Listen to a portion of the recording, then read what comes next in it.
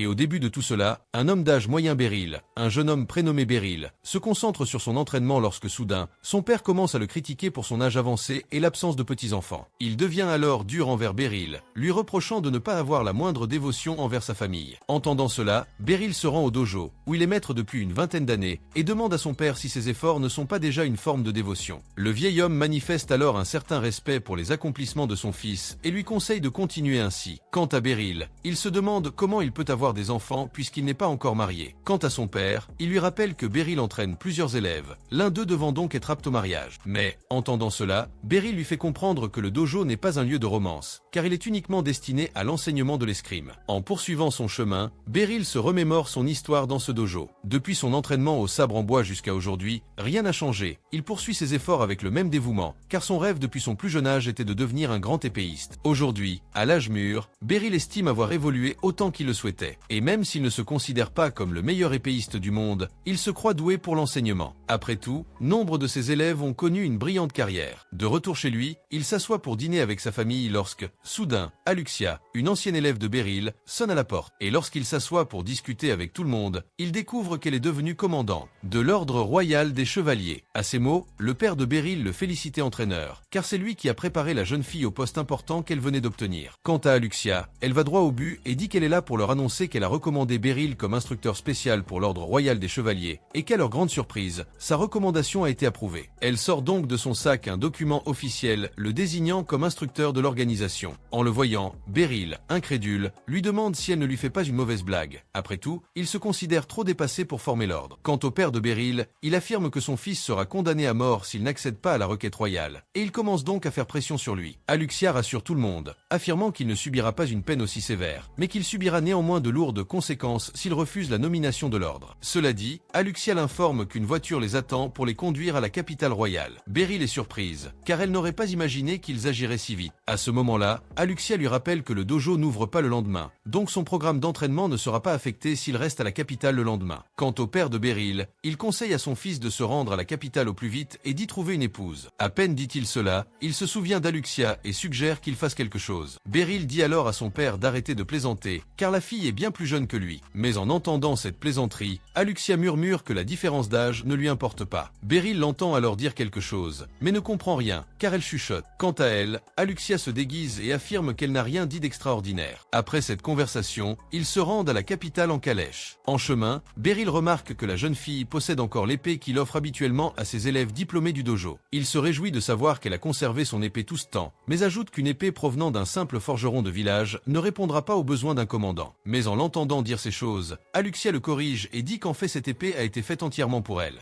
Et continuant le voyage, Beryl commence à accent grave, on se demande s'il est vraiment capable d'être un instructeur spécial. Après tout, il a une trop haute opinion de lui-même pour occuper un poste aussi important. Quant à la jeune fille, elle se dit heureuse de savoir que le maître épéiste de la campagne aura enfin l'opportunité de travailler à la capitale. Mais en entendant le terme « maître épéiste », Beryl demande qui est cette personne, ce à quoi Aluxia répond qu'elle parle évidemment de lui. Et voilà, à la nuit tombée, ils arrivent à Baltrin, la capitale royale. Aluxia dépose Beryl dans une auberge. Le lendemain, elle le conduit à l'ordre royal des chevaliers et le présente comme un épéiste extrêmement puissant, à tel point qu'elle-même n'est pas capable de le vaincre. En l'écoutant, Beryl est légèrement effrayé par les descriptions qu'elle fait de lui, car il pense lui-même qu'elle exagère. Après cela, il est invité à prononcer un discours devant les soldats, et il parle avec une certaine incertitude, ce qui laisse certains soldats méfiants quant à ses réelles compétences. Après avoir quitté les lieux, il parle à Aluxia et découvre qu'il n'aura besoin d'entraîner les chevaliers que 3 ou 4 fois par mois, ce qui n'interférera pas avec les cours qu'il donne au dojo de son village. Soudain, Kuruni, une autre ancienne élève de Beryl, arrive en hurlant de joie. Beryl, quant à lui, est heureux de se voir devenu un véritable chevalier. Cependant, la jeune fille lui dit qu'il lui reste encore beaucoup de chemin à parcourir. Mais Beryl affirme avoir déjà réalisé le rêve qu'elle nourrissait lorsqu'elle s'entraînait avec lui. Kuruni se dit alors ravie de reprendre ses cours avec lui. De retour chez elle, Beryl rencontre un autre de ses élèves, Randrid, désormais marié et père de famille. Le jeune homme décide alors de retourner au village pour vivre une vie plus paisible, abandonnant complètement son aventure. Le jeune homme se sent un peu mal d'avoir dû mettre un terme à sa carrière carrière d'aventurier, sachant qu'il appréciait les enseignements de Beryl. Cependant, il estime que poursuivre ce type de travail risqué pourrait lui coûter cher, à lui et à sa famille. En entendant cela, Beryl lui conseille de prendre ses décisions en fonction des souhaits de sa femme. Si elle accepte qu'il quitte la vie d'aventurier, il devrait faire de même. Au cours de la conversation, Beryl découvre que son père a proposé à Randrid de prendre sa place comme maître au dojo, une proposition qu'il n'a apprise que maintenant. Randrid se dit alors prêt à donner le meilleur de lui-même dans cette nouvelle aventure d'entraîneur. Le lendemain, Beryl retourne à la capitale et cherche un nouveau logement. Après tout, l'auberge où il séjournait auparavant est trop chère à entretenir. En entendant cela, Aluxia pense à un autre endroit plus abordable et à sa portée. Après réflexion, elle lui propose de loger chez elle. Cependant, Beryl refuse immédiatement cette offre quelque peu inappropriée. Aluxia, quant à elle, suggère de faire une pause pour manger un morceau. Mais avant qu'ils puissent poursuivre leur plan, un inconnu dans la rue commence à les perturber, affirmant qu'Aluxia, la commandante de l'ordre, se promène avec un étrange homme à l'air lâche. En entendant cela, Beryl se met à transpirer, réalisant qu'elle attire beaucoup de négativité en côtoyant une personne aussi connue qu'Aluxia. Il s'éloigne alors lentement, se cachant le visage. Mais Aluxia reconnaît la personne derrière l'insulte, en l'occurrence une jeune fille nommée Lysandra. Elle s'éloigne alors, laissant la fauteuse de troubles se parler à elle-même. Mais constatant qu'elle est ignorée, Lysandra la suit et s'arrête devant elle. Aluxia lui rappelle alors qu'elle n'a rien à dire, mais Lysandra continue ses insultes, affirmant qu'une personne aussi inconnue que Beryl ne devrait en aucun cas être qualifiée de maîtresse. Et quant à Beryl, il remarque un collier spécifique, il attache la jeune fille au cou et découvre qu'il s'agit d'une aventurière de la classe noire. Quant à la jeune fille, elle observe Beryl de plus près et se souvient qu'il était son maître 20 ans plus tôt. Ce faisant, il force sa mémoire et se souvient qu'elle était une petite fille qu'il avait sauvée et à qui il avait appris l'art de l'épée. Après avoir discuté un peu plus, Lysandra lui demande pourquoi il se promène avec Aluxia. Et remarquant le ton arrogant avec lequel ils ont dit cela, Aluxia l'informe que Beryl est devenu l'instructeur spécial de l'Ordre de la Liberté et comme il a besoin de trouver un endroit où vivre, elle l'aide avec ses questions, car elle connaît la capitale mieux que lui. En entendant cela, Lysandra lui rappelle qu'elle était autrefois négociante pour les aventuriers et qu'elle est donc plus qualifiée pour gérer ses affaires. Au fil des discussions, ils parviennent à lui trouver un logement, mais ils continuent à se traiter comme des chats et des souris, même si Beryl leur demande de s'entendre. Le lendemain, Aluxia ramène Beryl à l'Ordre de la Liberté, où il commencera à former les chevaliers. Soudain, le vice-commandant de l'Ordre, un certain Amblitzdrou, se rend auprès de Beryl et lui propose un duel, afin de s'assurer qu'il est bien un instructeur spécial. Avant le début du combat, Beryl réalise qu'il n'est en réalité qu'un vieil homme sans grande aptitude au combat. Il ne croit donc pas avoir la moindre chance de gagner, mais promet de faire de son mieux pour ne pas perdre trop lourdement, afin qu'Aluxia ne soit pas humiliée pour son soutien. Dès que Amblitz commence ses attaques, Beryl remarque que le garçon est vraiment très fort et possède des coups mortels. Mais finalement, Beryl calcule l'angle de l'épée de son adversaire et parvient à la dévier, puis le frappe au menton, remportant le premier round. Sur ce, tous deux reprennent leur position, et Beryl estime avoir commis une grave erreur d'instructeur en le frappant par accident. Quant à Amblitz, il en déduit que le dernier coup de Beryl n'était qu'une ruse, et promet de mettre fin à tous les pièges qu'il tentera de lui tendre. Durant le combat, Beryl remarque que son adversaire est certes plus fort et plus rapide que lui, mais Amblitz possède des mouvements très linéaires, ce qui les rend plus faciles à prédire. Voyant que rien ne fonctionne, Amblitz décide de faire appel et utilise l'une de ses attaques les plus puissantes, capable de détruire les épées de ses adversaires. Beryl parvient finalement à esquiver l'attaque et frappe légèrement Amblitz dans le dos, remportant ainsi le deuxième round. Après cela, la révolte dans les yeux d'Amblitz disparaît, et il voit enfin Beryl comme un maître digne de tout son respect. Il organise donc une fête de bienvenue pour Beryl, afin de s'excuser de son impolitesse. Sur ce, Amblitz lui demande de révéler le secret qu'il a utilisé pour repousser son attaque. Beryl explique alors qu'elle a simplement égalé sa rotation, et a ainsi réussi à échapper à l'attaque. Pendant ce temps, Andrid parle de lui au père de Beryl, et lui dit qu'il mérite un endroit qui a mieux à lui offrir que ce simple village. Beryl continue son entraînement, et quand elle voit un garçon utilisant une distance très inefficace au combat, Beryl interrompt l'entraînement pour leur apprendre la bonne distance à maintenir en combat, car même si la différence n'est que d'un pas, c'est parfois ce qui fait le vainqueur. Et tandis qu'il enseigne ce concept de base aux deux élèves, les autres disciples commencent à lui prêter toute leur attention, comme si Beryl leur disait la chose la plus importante au monde. Après l'entraînement, Beryl en déduit que les élèves le tiennent en haute estime grâce à son combat contre Amblitz, combat très serré qui, soit dit en passant, a été une véritable source d'inspiration pour eux. Pendant ce temps, Aluxia assiste à une réunion avec l'Ordre de la Liberté, et on lui demande si l'instructeur qu'elle lui a recommandé est à la hauteur. Aluxia leur apprend alors que Beryl a dépassé toutes les attentes qu'elle avait placées en lui. Après la réunion, elle parcourt les couloirs de l'institution en réfléchissant à voix haute et explique que pour maîtriser l'épée, devenir un maître, il est nécessaire d'éviter de devenir commandant. Après tout, ces deux activités lui prennent beaucoup de temps. Pourtant, elle a dû faire ce sacrifice pour sortir Beryl de là où il était. En parlant de lui, elle se souvient de l'époque où elle avait découvert le dojo où il s'entraînait, car ses parents avaient décidé qu'il était temps important pour Aluxia d'apprendre à se protéger. Dès sa première rencontre avec Beryl, Aluxia dit avoir ressenti la gentillesse qui émanait de lui, ce qui s'est confirmé tout au long des séances d'entraînement, où il lui expliquait tout avec le plus grand soin. Après tout, il formait ses élèves pour qu'ils aient les mouvements les plus efficaces possibles. N'ayant jamais suivi ce type d'entraînement, Aluxia a vu tout cela comme une grande nouveauté. Pendant 1 an et demi, son entraînement s'est concentré sur la résistance physique et la pratique de l'escrime. Aluxia est ainsi devenue de plus en plus forte, au point que l'épée est devenue plus légère et plus confortable dans ses mains. De plus, Beryl la félicitait toujours lorsqu'elle progressait dans quelque chose, qu'il s'agisse d'une petite ou d'une grande réussite. Un jour, Beryl l'appelle pour pratiquer quelques mouvements avec lui. À la fin de l'entraînement, il remarque qu'elle est plus à l'écart que ses autres élèves, car au lieu de l'attaquer au hasard, elle choisit le bon moment. Un autre jour, Aluxia et les autres élèves sont emmenés dans un autre dojo, où ils rencontrent des élèves ayant suivi un entraînement différent du leur. Aluxia est alors placée face à un autre élève dans un contexte d'entraînement, mais avant le début du combat, elle remarque que son adversaire a la garde complètement ouverte, ce qui en fait une zone d'attaque mobile. Aluxia échange alors quelques coups avec le garçon, mais l'élimine rapidement, constatant qu'elle a vaincu avec une facilité qui la surprend elle-même. En quittant les lieux, Beryl raconte qu'ils ont vécu une excellente expérience face à des combattants d'un autre style. Cependant, Aluxia remarque que cette expérience lui a permis de réaliser que les élèves du dojo qu'elle entraîne sont bien plus forts que ceux qui suivent un autre type d'entraînement. Cependant, Beryl affirme qu'ils ne sont pas aussi forts qu'ils le paraissent. Aluxia lui rappelle que tous les élèves de son dojo ont vaincu leurs adversaires. Elle ajoute que Beryl a remporté la simulation contre le maître de l'autre dojo. Beryl explique que leurs styles se sont alignés à leur avantage et qu'il ne peut donc pas dire qui est le plus fort. Il demande également à Aluxia de se concentrer sur ce qu'elle a appris en affrontant ses élèves et non sur le vainqueur ou le perdant. En entendant cela, Aluxia ne comprend toujours pas bien ce qu'il dit, mais décide de suivre sa suggestion. En chemin, Aluxia remarque qu'elle a oublié quelque chose dans le dojo de ses adversaires et décide donc d'y retourner pour récupérer ce qu'elle y a laissé.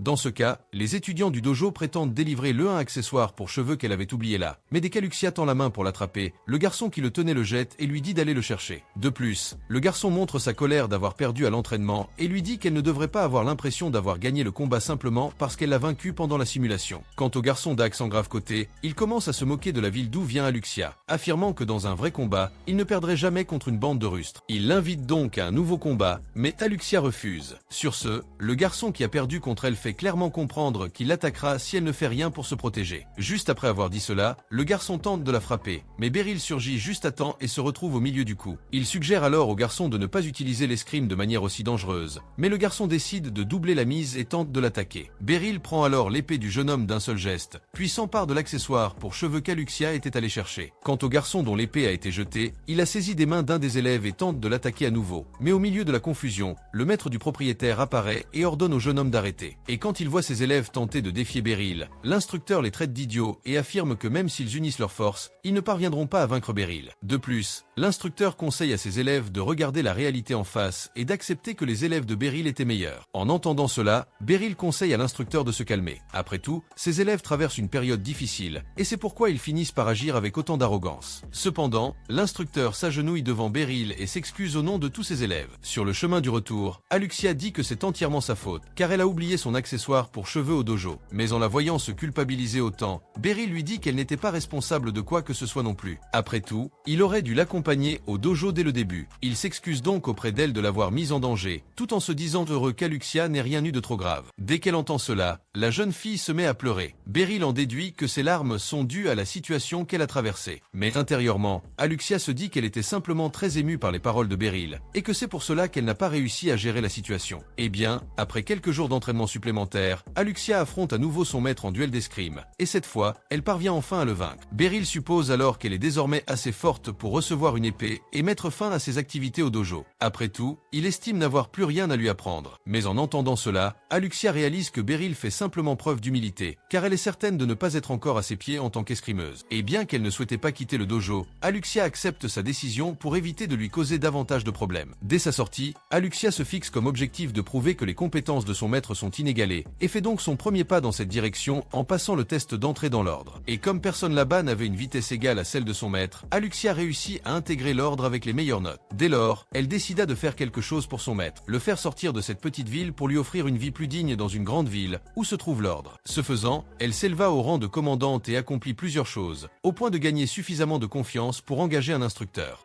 Et 10 ans après avoir quitté le dojo, Aluxia parvient enfin à poursuivre son maître et le ramener à l'ordre. Et même après un long moment, Aluxia remarque qu'il a non seulement conservé la même vitesse absurde qu'avant, mais qu'il a aussi amélioré ses compétences. Et puis, de retour au présent, Aluxia rencontre Amblitz et lui demande comment se déroule l'entraînement. Le jeune homme lui répond qu'il ne fait que réviser l'entraînement que Beryl lui avait donné. En entendant cela, Aluxia en déduit que son maître a terminé son entraînement de la journée. Cependant, Amblitz lui répond qu'en réalité, Kuruni a décidé de l'emmener visiter la capitale, car depuis son arrivée, Beryl s'est concentré sur l'entraînement de ses élèves, oubliant complètement de profiter de la capitale. En apprenant qu'une autre fille se promène dans la capitale avec Beryl, Aluxia est légèrement jalouse, car elle aimerait être à la place de Kuruni. Après tout, on pourrait considérer cela comme un vrai rendez-vous. En l'entendant dire quelque chose de légèrement suspect, Amblitz lui demande si elle lui a dit quelque chose. Cependant, Aluxia étouffe l'affaire, affirmant qu'elle n'a rien dit d'extraordinaire. Pendant ce temps, Beryl est ébloui par le nombre de boutiques que compte la capitale. Après tout, c'est tout le contraire de son village, qui ne comptait qu'une auberge et une simple épicerie. Quant à Kuruni, elle prétend que le meilleur endroit pour faire du tourisme est le quartier ouest. Mais Beryl se souvient avoir entendu dire que le quartier nord était le meilleur, car il offre plus d'attractions touristiques, comme le palais et l'église. Kuruni lui rappelle alors que seuls les campagnards aiment ce genre de choses. Et voilà qu'au cours de la promenade, une jeune fille nommée Fils s'approche d'eux et les appelle « maître ». Mais comme d'habitude, il ne se souvient pas d'elle. Fils lui montre alors l'épée qu'il lui a donnée à la fin du dojo, et lui demande s'il se souvient d'elle. En voyant l'épée, Beryl force un peu plus sa mémoire et se souvient enfin de la jeune fille. Fils, quant à elle, lui dit qu'elle est là pour acheter des accessoires magiques. La voyant utiliser l'un d'eux, Kuruni se moque d'elle, affirmant que n'importe qui est capable de faire de la magie avec ces objets. Cependant, Fils lui fait comprendre qu'elle est capable d'utiliser la magie même sans l'aide d'objets magiques. Au cours de la conversation, un homme se met à courir après avoir volé le sac d'une femme. Fils parvient cependant à le capturer rapidement en imprégnant son épée de magie et en tirant sur la cible. À un autre moment, Beryl se promène seul dans la capitale, quand soudain, une jeune fille nommée Lucie Diamond s'approche de lui et se présente comme la commandante du corps magique du royaume de Libri. Alors qu'ils poursuivent leur chemin ensemble, Lucie l'emmène dans un lieu isolé et le provoque en combat, afin de mettre à l'épreuve tout ce qu'elle a appris jusqu'à présent.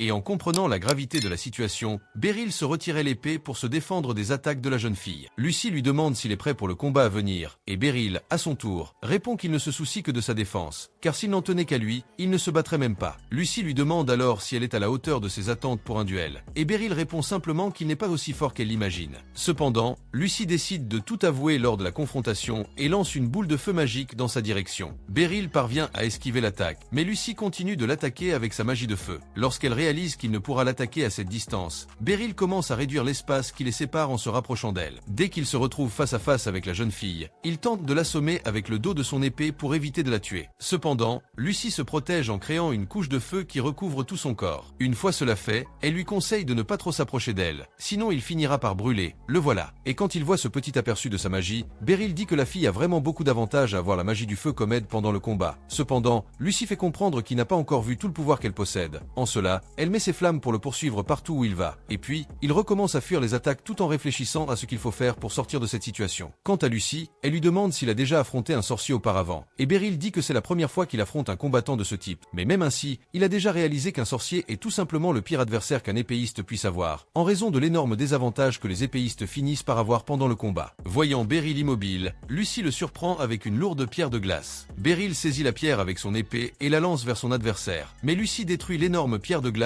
grâce à sa magie de feu. Remarquant la poussière qui se forme dans l'air, Beryl décide d'en profiter pour l'assommer, mais Lucie parvient à l'attaquer avec sa magie de foudre avant qu'il ne la touche. Puis, elle tente d'utiliser un sort final pour mettre fin au combat. Lucie modifie la gravité, laissant Beryl immobile. Elle commence alors à le regarder d'un air d'adieu, comme si elle allait l'achever sur le champ. Mais peu après, Lucie réalise qu'il ne serait pas amusant d'achever quelqu'un qui ne pouvait même pas se défendre contre son attaque, et abandonne donc le combat. Quant à Beryl, il se dit heureux de voir qu'elle en a assez de se battre. Il lui demande aussi ce qui se serait passé si son pouvoir l'avait touché, et Lucie explique qu'il se serait réduit en miettes, et qu'ainsi, elle pourrait enfin se contenir, puisqu'il serait mort. En entendant son calme, Beryl est légèrement effrayé. Cependant, Lucie affirme qu'il est toujours très fort, mais Beryl continue de faire preuve d'humilité, affirmant qu'il serait mort si elle s'était battue pour de bon. Cependant, Lucie affirme que ses coups ne semblaient pas le faire vaciller, car il semblait toujours froid pendant le combat. Et malgré cette impression, Beryl affirme que le combat n'a pas été facile pour lui. Quant à Lucie, elle l'invite à venir la voir à l'Institut l'Institut de magie un de ces jours. Mais en entendant cela, Beryl précise qu'il n'a aucun talent magique utilisable, mais qu'il souhaite en apprendre davantage. Lucy, quant à elle, lui confie qu'elle aimerait l'affronter à nouveau lorsqu'il apprendra quelques sorts. Un autre jour, Beryl rencontre Fils à l'ordre des chevaliers, et elle lui annonce qu'elle est là pour vendre certaines de ses potions. Voyant son intérêt pour les potions, Fils lui en offre une, affirmant que c'est pour s'excuser de ce que la commandante Lucy lui a fait la veille, lorsqu'elle a provoqué en combat singulier. En apprenant que cette fille était la commandante de l'Institut de magie, Beryl est stupéfaite.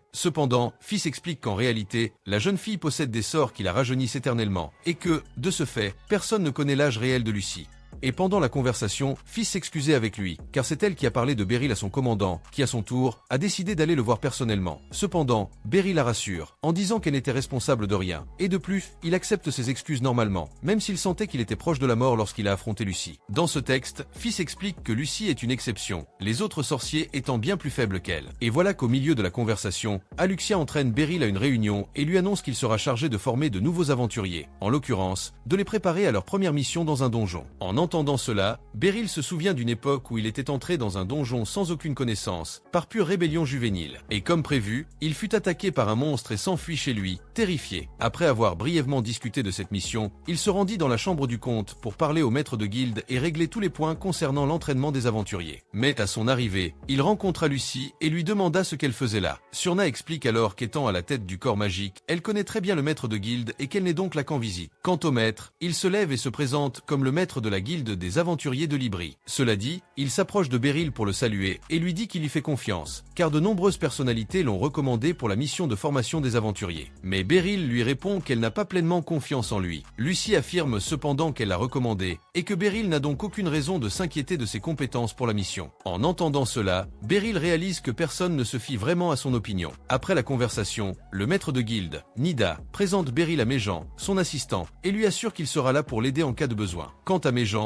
il lui dit que quelque chose le tracasse. Beryl n'est pas assez digne de confiance, n'ayant jamais été aventurier, et de ce fait, n'ayant jamais mis les pieds dans un donjon. Et en entendant cela, au lieu d'être en colère contre l'assistant, Beryl voit en lui l'espoir de ne pas être appelé pour cette mission. Mais en retour, Surna dit que Méjean est très irrespectueux. Et quant à Lucy, elle se demande si Méjean se méfie de sa nomination. Mais il répond qu'il ne s'inquiète que des décisions que prend la guilde. Après tout, ce sont eux qui seront responsables de laisser les aventuriers entre les mains de Beryl. Par conséquent, ils doivent être sûrs qu'il sera un bon conseiller. Et pour bien comprendre l'histoire, Méjean suggère à Beryl d'affronter Surna et ses épées jumelles. Lucy, entendant cela, trouve l'idée excellente de Méjean. Quant à Beryl, il ne sait pas quoi dire, mais finit par accepter, faute de mieux. Dès leur arrivée au camp d'entraînement, ils sont contraints de se battre devant un public, ce qui laisse Beryl quelque peu mal à l'aise. Avant le début du combat, Surna se souvient d'un voyage qu'elle effectuait avec sa famille de marchands. Soudain, en plein milieu de la route, ils furent attaqués par un monstre qui détruisit le chariot qui les transportait. Surna finit par tomber dans un abîme, se dirigeant vers la mort. Mais dès qu'elle atteignit le sol, Surna fut accueillie par Beryl, qui la soignait. Dès que Surna se réveille, déjà chez lui, Beryl lui pose des questions sur elle et ses parents. Mais dès qu'elle entend ces questions, Surna se met à hurler, car elle se souvient du monstre qui a attaqué la calèche dans laquelle elle voyageait avec sa famille. Et voilà que quelques jours plus tard, Surna se réveille et voit Beryl s'entraîner à l'escrime avec une épée en bois, et elle la fixe du regard. Et quand il remarque qu'elle regarde son entraînement, Beryl appelle la fille pour le rejoindre à l'entraînement, et dans les premières minutes de l'entraînement,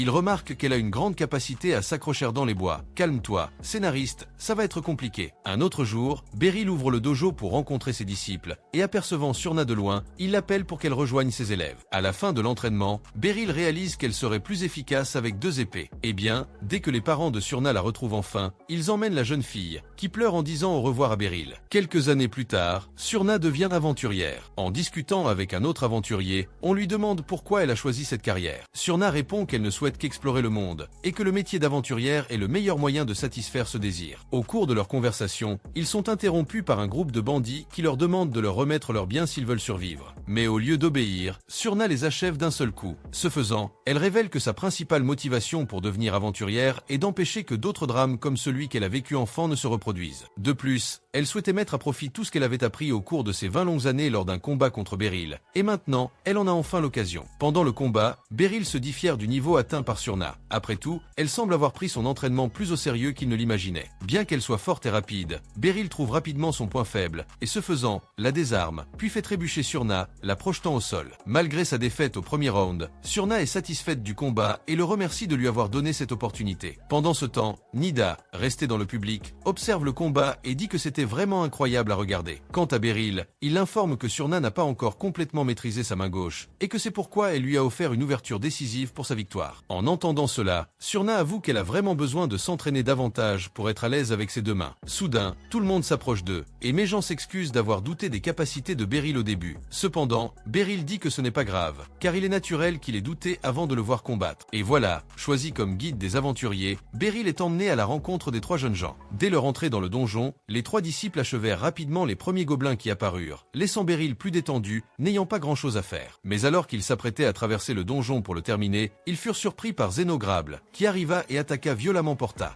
Et face à une créature aussi puissante, Beryl affirme qu'elle a très peu de chance. Mais malgré cela, elle lève son épée pour affronter la créature. Elle demande d'abord si Surna a des potions. Elle répond qu'il lui en reste 2. Beryl profite alors de sa sécurité pour se concentrer sur Porta. Mais Surna prend les choses en main et va aider Porta à sa place, persuadé que c'est ce qu'il voulait dire, alors qu'en réalité, Beryl disait exactement le contraire. Tandis qu'il est distrait par cette situation, Beryl est surpris par le monstre, mais parvient à esquiver l'attaque. Il tente ensuite de toucher la jambe de la créature, mais sans lui infliger d'égratignure. Pendant ce temps, Surna court avec Porta vers une grotte pour se mettre à l'abri. Voyant la jeune fille réussir sa mission, Beryl est motivé à poursuivre le combat. Cependant, il reçoit un coup violent qui le projette au sol. Puis, il se relève et attaque à nouveau la créature, lui coupant la queue, la rendant encore plus agressive. L'oiseau s'envole alors avec Beryl pour tenter de le renverser. Mais voyant que cela ne fonctionnera pas, la créature retourne au sol et joue avec Beryl à le sol et de la lave, transformant tout le sol en un feu volcanique. Surna voit alors la lave se rapprocher d'elle et de Porta. Voyant cela,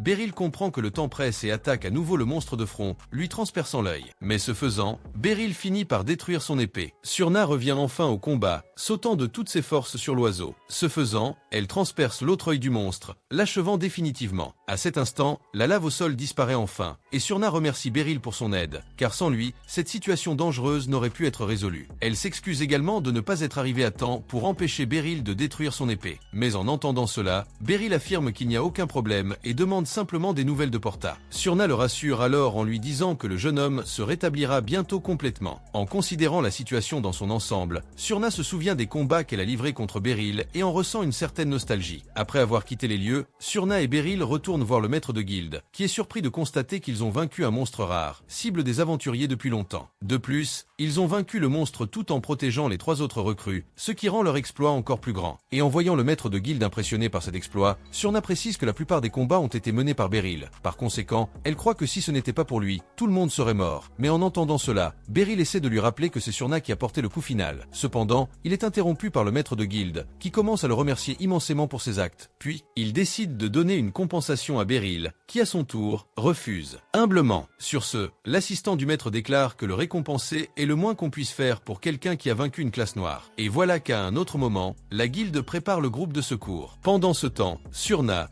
de loin, observe les mouvements de chacun. Elle dit que le maître de guilde a tort de prendre Beryl pour un simple aventurier, mais que, d'un autre côté, Beryl a l'impression de le féliciter plus qu'il ne le mérite. Soudain, Surna, surgit de nulle part, lui présente ses excuses. Beryl lui demande alors pourquoi, et elle dit se sentir coupable de l'avoir entraîné dans une mission aussi inattendue. Après tout, le fait qu'elle l'ait en félicité a poussé le maître de la guilde à s'intéresser à lui.